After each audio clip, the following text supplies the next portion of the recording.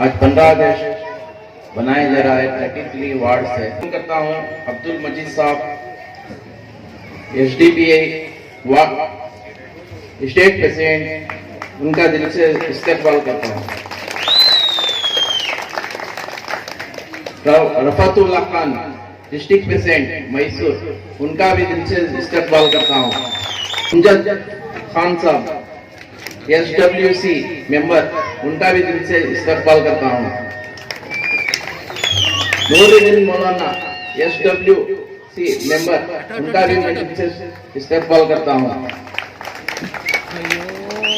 Mohammad Shafi district secretary Mysore, उनका भी दिल से इस्तेकबाल करता हूँ। Sania madam district women's movement, उनका भी दिल से शुक्रिया अदा करता हूँ। वसीमा मरमू 33 वार्ड, उनका भी इस्तेकबाल करता हूँ। मोहम्मद वसीम ब्लैक प्रेसिडेंट, उनका भी इस्तेकबाल करता हूँ। जवाद भाई, उनका भी इस्तेकबाल करता हूँ, ब्लैक सेक्रेटरी।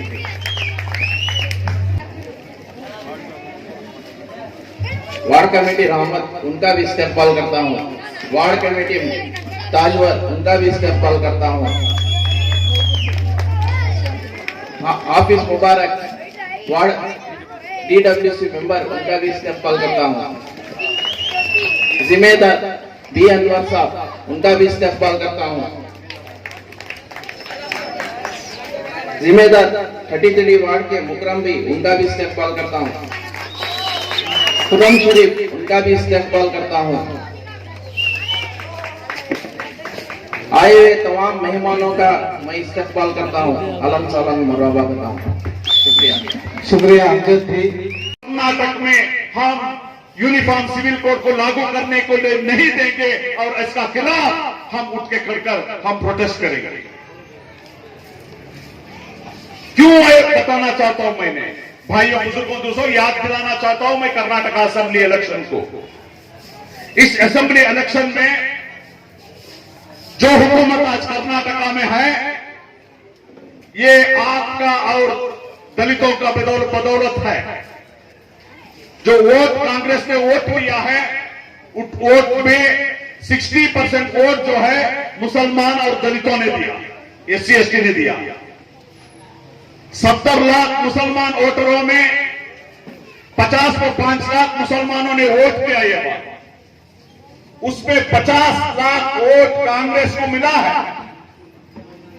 50 लाख का वोट का माना, जो वोट कांग्रेस ने दिया है उसमें 30% वोट मुसलमानों ने दिया। बदले में मुसलमानों को क्या दिया है मैं पूछना चाहता हूं। मैं ये इसलिए अपील करता हूं, जो इतना बड़ा कुर्बानी, इतना बड़ा वोट आपको लिए है, यूनिफॉर्म सिविल कोड के बारे में असेंबली में जो उसका खिलाफ एक रेजोल्यूशन पास होना चाहिए, ऐसा एक संदेश देना चाहिए। देखिए, मैं याद दिलाना चाहता हूं नौजवानों को, जो असेंबली का इलेक्शन होने के बाद करीब 10 तक जो कैबिनेट मीटिंग हुआ, एक भी कैबिनेट मीटिंग में अब तक जो 2B रिजर्वेशन को निकाला गया, वो दोबारा लाने के लिए चर्चा नहीं हुआ। ऐसा इंसाफ करते हैं हमारे बारे में, क्योंकि हमारा वोट लेते हैं मगर हमारे इंसाफ देने में ये लोग जो प्रियोरिटी नहीं देते। दूसरा, कहीं चर्चा हुआ 2B रिजर्वेशन को निकाला गया था, उस टाइम में तमाम पॉलिटिकल पार्टी भी खिलाफ आवाज उठाई थी, जो प्रोटेस्ट की थी, कांग्रेस ने प्रोटेस्ट की थी। आज कांग्रेस हुकूमत में है कर्नाटक में, मैं पूछना चाहता हूं इस हुकूमत को 2B रिजर्वेशन के बारे में एक जो आपका कैबिनेट मीटिंग में इसको खारिज करने का, इसको कैंसिल करने का डिसीजन क्यों नहीं लेते आप?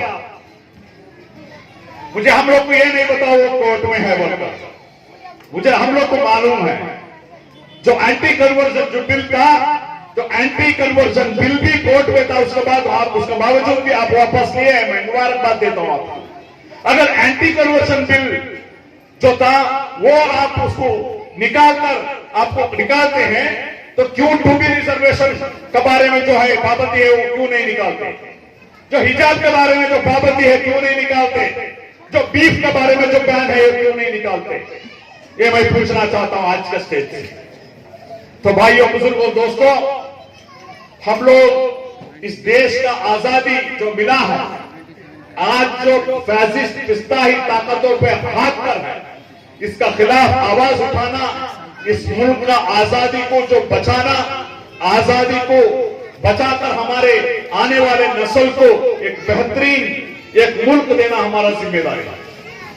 हम लोग जो भी हादसा होता है, उस हादसे को आता है जो आज व्हाट्सएप हो गया, हम ज्यादा से ज्यादा क्या करते हैं, वो व्हाट्सएप मैसेज को दूसरों को फॉरवर्ड करते हैं, बस हमारा काम हो गया। मैंने यही बताया, हमारा जिंदा रहने का सबूत जो है, इसका खिलाफ आवाज उठाना, जद्दोजहद करना, ये हमारा जिम्मेदारी है। बेखौफ होकर कुछ भी नहीं चाहिए हम लोग। शहीद मिल्लत टीपू सुल्तान रहमतुल्लाह अलैह के वारिस हैं हम लोग, अशफाकुल्लाह साहब का वारिस है हम लोग। तो हम लोग बेखौफ होकर इस देश का जो हर एक नाइंसाफी को, हर एक जुल्म को रोकना हमारा जिम्मेदारी है। हर जो भी नाइंसाफी हो लेकर कोई भी कौम के ऊपर हो, चाहे वो दलितों के ऊपर हो, चाहे वो मुसलमानों के ऊपर हो, चाहे वो आदिवासियों के ऊपर हो, इस देश का किसी जात के ऊपर भी अगर नाइंसाफी होने का है, जुल्म होने का है, तो इसका खिलाफ आवाज उठाना हमारा जिम्मेदारी है, हमारा फर्ज। तो भाइयों, ज्यादा वक्त नहीं है, बहुत सारे मुखर्रिरीन आपके सामने बहुत सारे बातें किए, कोई आए कोई नहीं आए, कोई बात करे या नहीं बात करे, आखिरी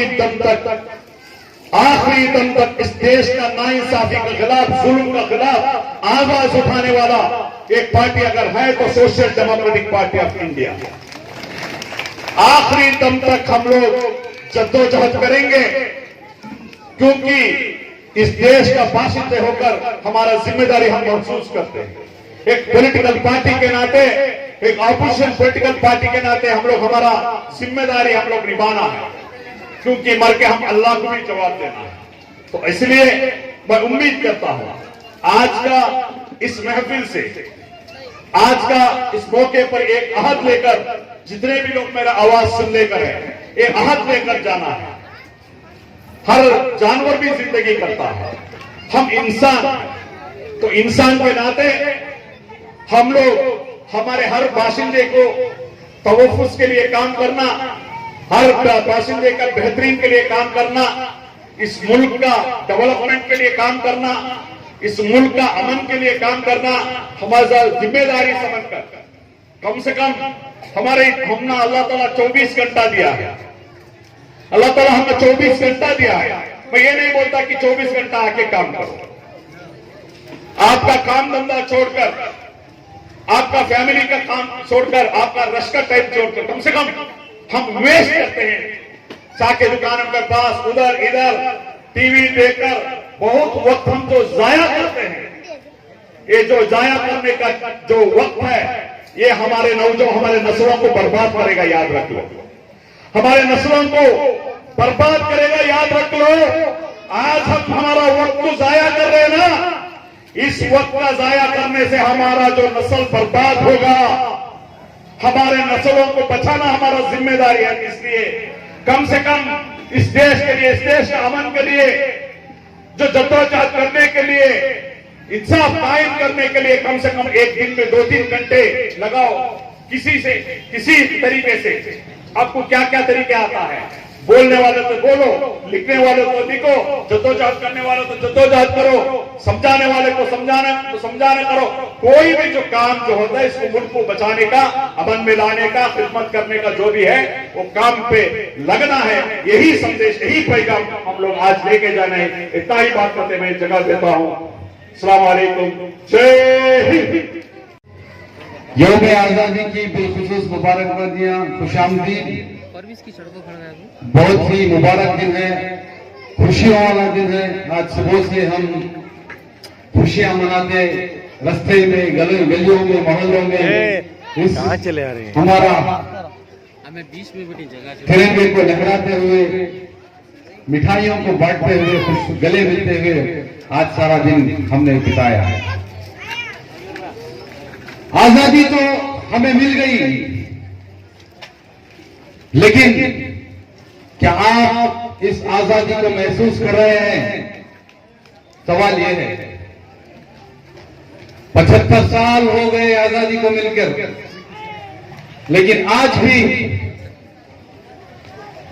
77 77 साल हो गए, लेकिन आज भी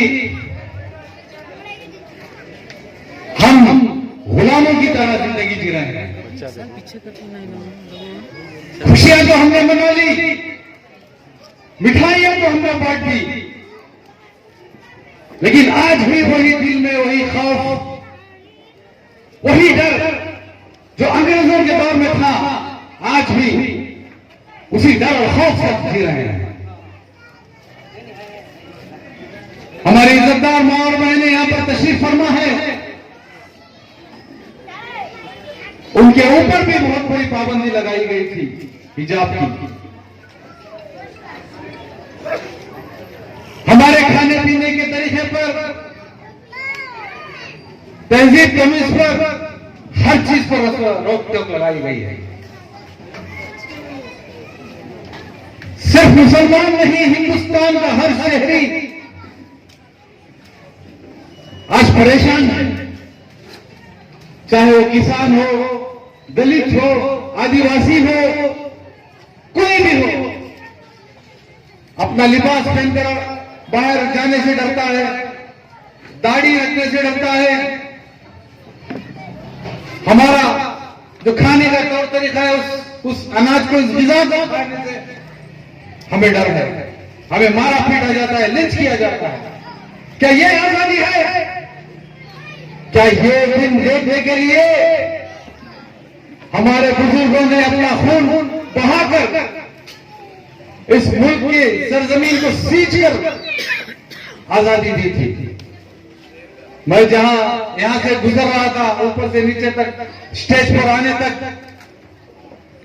मैंने देखा अशरफुल्लाह खान साहब की तस्वीर, खान अब्दुल गफ्फार खान साहब की तस्वीर, भगत सिंह की तस्वीर, मौलाना आजाद की तस्वीर, बहादुर शाह जफर, सुभान अल्लाह, उनकी तस्वीर, बेगम हजरत महल यहाँ है। आप मोहतरमा इधर देखिए, उनके कारनामे तो बहुत है, मैं आपको बाद में समझाऊंगा उन्होंने क्या क्या किया था। आप थोड़ा गौर से इधर देखिए, बेगम हजरत महल भी यहाँ है। बाबा साहब अम्बेडकर जिन्होंने हमारा संविधान दिया था, वो भी उनको भी मैंने देखा। मौलवी बाकर मोहम्मद, ऐसे अनगिनत सैकड़ों, शाहनवाज, कैप्टन शाहनवाज साहब जो सुभाष चंद्र बोस के साथ थे, आजाद हिंद फौज बनाने में उनका ताउन था, और जो इनकलाब जिंदाबाद का नारा दिया, उनकी तस्वीर भी थी। तो मेरा सीना चौड़ा हो गया, 56 नींद का सीना, असली सीना उन जो हमारे शौदाओं को देखकर होता है। जो मोदी जो बोलते हैं मेरा 56 इंच का सीना है, वो बकवास है, ठोंग है। असली 56 इंच का सीना आप सबका होगा जब आप इन तस्वीरों को देखकर फख्र महसूस करेंगे, शान और शान महसूस करेंगे।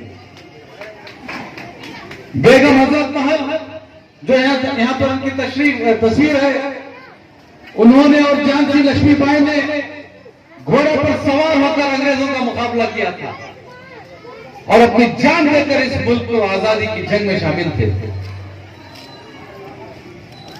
अशफाकुल्लाह खान शहीद से जब आखिरी ख्वाहिश उनकी पूछी गई, तो उन्होंने कहा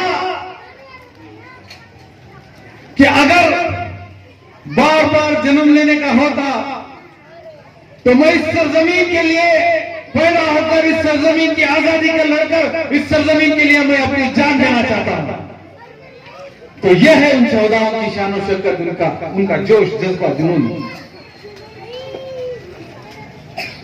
मंगल पांडे और मौलवी बाखर मोहम्मद को तोप के गोले से उड़ाया गया था, लेकिन उन्होंने कभी भी माफीनामा नहीं मांगा।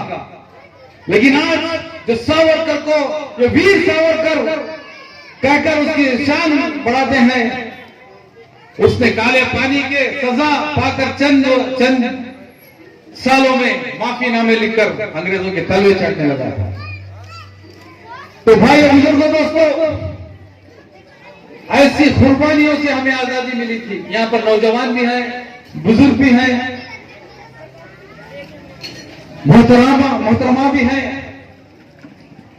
हमें फिर से एक आजादी की जंग लड़ने की आज जरूरत है। सुबह से लेकर अब तक हमने खुशियां मनाई है, झंडों को लहराया है, और जगह जगह हमारे बच्चों ने, औरतों ने, नौजवानों ने, हर किसी ने भी मदरसों में, मस्जिदों के आगे, हमारे महलों में, हर जगह यौम आजादी की तकरीब को बनाया है। लेकिन मैं आपसे पूछना चाहता हूं, क्या ये आजादी जो हमें मिली हमारे बुजुर्गों की जद्दोजहद के बाद, हमारे बुजुर्गों के खून बहने के बाद, कुर्बानियां देने के बाद, जेल काटने के बाद, फांसी के फंदों पर चढ़ने के बाद, यह आजादी जो हमें मिली, क्या यह आजादी हकीकत में आजादी है या यह आजादी अधूरी आजादी है? आजादी मिल गई, यह मुल्क अंग्रेज से हमने छुड़ाया, इस मुल्क को हमने बचाया, बचाने के बाद यह मुल्क किसके हाथ में गया? कौन आज मुल्क पर बरसर इख्तिदार है? किसकी हुकूमत चल रही है? क्या इन्होंने उनकी नस्लों को वो इनाम दिया जिनके आबाओ अजदाद ने इस मुल्क के लिए कुर्बानी दी? ये तो हमसे इन्होंने गद्दारी की, इन्होंने हमारे खून के साथ गद्दारी की। लेकिन याद रखो, शुहदा का खून कभी जमता नहीं है। इंशाअल्लाह एक न एक दिन इन शुहदा का खून रंग लाएगा, फिर से भारत को दोबारा आजादी मिलेगी इंशाअल्लाह। यह आजादी कोई और नहीं दिलाएगा, हम जैसे, आप जैसे फिक्रमंद मजदूर नौजवान इस मुल्क को फिर से हम आजाद करेंगे। हम देख नहीं सकते इस मुल्क को फिर से गुलाम होता हुआ, क्योंकि हमने देखा है कि इस मुल्क में हमारी बहनों की इस्मतें लूटी है। हमने देखा है इस मुल्क के नौजवानों को झरने मेलों में बंद किया है। हमने देखा है इस मुल्क की मस्जिदों को इन्होंने मिसमार किया है। हमने देखा है इन्होंने हुकूमत के दम पर, कोर्ट कचहरी के दम पर हमसे इन्होंने मस्जिद छीनी है। हमने देखा है इस मुल्क में हमारे नौजवानों को ट्रेनों में मारा है। हमने देखा है इस मुल्क में हमारी अजानों पर, हमारे अल्लाह पर, हमारे नबी पर इन्होंने ताने कसे हैं। इंशाअल्लाह सुम्मा इंशाअल्लाह एक दिन आएगा, हर एक का चुन कर हम हिसाब को किताब लेंगे। इसी जद्दोजहद के लिए आज हम यहाँ पर खड़े हैं। इंशाअल्लाह जब तक दोबारा ये अंग्रेज के गुलाम नौकर चाकरों से मुल्क आजाद नहीं होता, इंशाअल्लाह हम जद्दोजहद करते रहेंगे। ये मामूली बात नहीं है। मेवात हरियाणा में इनके लोग रैलियां निकालकर पत्थर फेंकते हैं, धमकाते हैं, हमारे नौजवानों की लिंचिंग करते हैं, इमाम को मस्जिद में घुसकर शहीद करते हैं, कुरान और मुक़द्दस को जलाते हैं। उसी के साथ साथ सिर्फ हमारे उनके लोगों को नहीं, कल जब दिल्ली में हाई अलर्ट सिक्योरिटी का निजाम किया गया था, पूरे भारत में सबसे ज्यादा सिक्योरिटी दिल्ली में थी। कल इस मुल्क के अजीम एक सांसद, पार्लियामेंट के मेंबर जनाब असदुद्दीन ओवैसी साहब के घर पर इन गुंडों ने पत्थर मार के हमला किया है। वो पूछना चाहते हो कैसी आजादी है? एक मुल्क में मुसलमान, एक इमाम महफूज नहीं, पार्लियामेंट में एक मेंबर महफूज नहीं, हमारी बच्चियां महफूज नहीं, तो फिर कैसे आजादी है? क्या इसी दिन देखने के लिए हमारे बुजुर्गों ने क्या आजादी दिलाई थी? इसी दिन को देखने के लिए क्या हमारे बुजुर्गों ने अंडमान के जजीरों में अपनी जिंदगी को घटाया था? इसीलिए हम लोगों को सोचना चाहिए।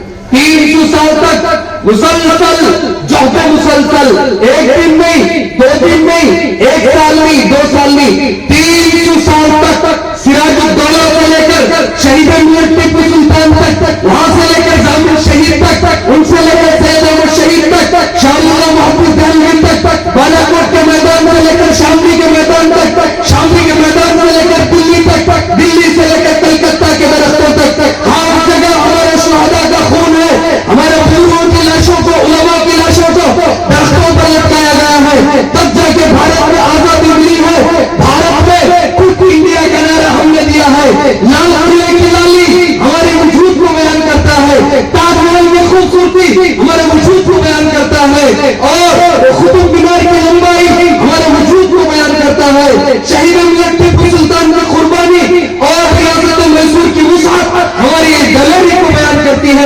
इतनी कुर्बानियों के बाद हमें आजादी मिली है। क्या इस आजादी को हम आज चंद लुटेरों के हवाले कर इस भारत को हम आराम की नींद सो सकते हैं? हरगिज नहीं। फिर इंशाअल्लाह हम खड़े होंगे, जद्दोजहद करेंगे। हमारा खून ठंडा नहीं होता, हम खामोश हैं।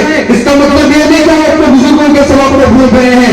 हमें मालूम है अशफाकुल्लाह खान ने क्या सबक दिया है, हमें मालूम है शहीद मिल्लत टीपू सुल्तान नवरल्लाहु मरहमतुहु ने क्या सबक दिया है, हमें मालूम है हज़रत हुसैन अहमद मदनी रहमतुल्लाह अलैह ने क्या सबक दिया है, हमें मालूम है हज़रत मोहानी ने क्या सबक दिया है। इन तमाम सबकों को हम सामने रखकर इंशाअल्लाह भारत का मुस्तकबिल हम तय करेंगे, फिर से इस भारत को आजाद दिलाएंगे। दूसरे दर्जे का शहरी बनाया जाए। वो चाहते हैं कि इस मुल्क में मुसलमानों की शरीयत पर डाका डाला जाए, मुसलमानों से उनकी शरीयत, उनके हुकूक छीने जाए, उन्हें गुलाम बनाया जाए। वो लोग चाहते हैं हमें खुद अपनी हिफाजत के लिए खड़े होना पड़ेगा, हमारे लिए जद्दोजहद करनी पड़ेगी, क्योंकि हमारी तारीख बड़ी सुनहरी है, हमारे बुजुर्गों की दास्तान बड़ी सुनहरी है, हमारे बुजुर्गों की कुर्बानियां बड़ी अजीम है। ऐसी कुर्बानियां रखने वालों की तारीख, ऐसी नस्ल आज खामोश नहीं बैठ सकती। इसलिए मैं इस स्टेज से पैगाम देता हूं, आप जाइए, निकलिए, रास्तों गली चौराहों पर निकलकर इस जद्दोजहद के पैगाम को पहुंचाइए। अगर आप खड़े हो जाएंगे तो फिर किसी पार्टी और फिर किसी तहरीक में इतनी कुव्वत नहीं कि वो आपकी आवाज को दबा सके। इतना कहकर मैं अपनी बात खत्म करता हूं। मैं कहना चाहता हूं कि भारत की हिफाजत जिस तरह हमारे बुजुर्गों ने ईमान का फरीदा समझकर की है, इसी तरह आज भी हम भारत की हिफाजत, इस मुल्क के संविधान की हिफाजत ईमान का हिस्सा समझकर करना चाहते हैं। मैं तमाम को दावत देता हूं, यह भी एक ईमान का हिस्सा और दीन का हिस्सा है। निकलकर जद्दोजहद करें। जय हिंद, जय श्री राम। शुक्रिया। तारीख रकम किया है। Social democratic party of India बताती है कि आज हमें भी उनके जेलों से, संगियों से लड़कर फिर से इस मुल्क को फैशिज्म से आजाद कराना है। एक हम अभी तक समझ रहे थे कि फैशिज्म सिर्फ आरएसएस में है, फैशिज्म बीजेपी में है, फैशिज्म मोदी और योगी के अंदर है। जब ट्रेन का हादसा हमने देखा कि एक आरपीएफ का पुलिस ऑफिसर पूरे होश हवास के साथ मुसलमानों को टारगेट करके, उनके लिबास को टारगेट करके, उनकी दाढ़ी को टारगेट करके, उनके नाम को टारगेट करके उनको गोली मारकर उनको शहीद करता है और कहता है कि इस मुल्क में रहना होगा तो मोदी और योगी को वोट देना होगा। तो समझ लो कि फैशिज्म आज पुलिस डिपार्टमेंट के कई लोगों के अंदर भी मौजूद है। और उस हादसे के बाद ये गोदी मीडिया, जिनको मुसलमानों के घरों में एक मिर्ची के पाउडर से भी खौफ होता है, वो गोदी मीडिया कहती है कि वो पागल था, वो मेंटल था। अगर पागल था तो उसे पागल खाने में भर्ती करना चाहिए था। पागलों को कब से पुलिस में भर्ती हो रही है? पागलों की भर्ती कब से पुलिस में होना शुरू हो गया? तो जब तक हम अपनी तारीफ को नहीं दोहराएंगे, हम ऐसे फैशिज्म के पागल कुत्तों को जवाब नहीं देंगे जो मॉब लिंचिंग के जरिए हमारे नौजवानों को कभी हलाल के नाम पर, कभी अजान के नाम पर, कभी लव जिहाद के नाम पर, कभी गायकशी के नाम पर उनकी लिंचिंग करते हैं। ऐसे वक्त में social democratic party of India आपको पैगाम देती है कि आप डरे नहीं, खौफ पाए नहीं, आप उनके सामने गिड़गिड़ाना नहीं, बल्कि आप उनको जवाब देना है।